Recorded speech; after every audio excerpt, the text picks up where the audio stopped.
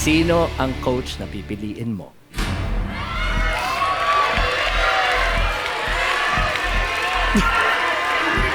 Coach Zach.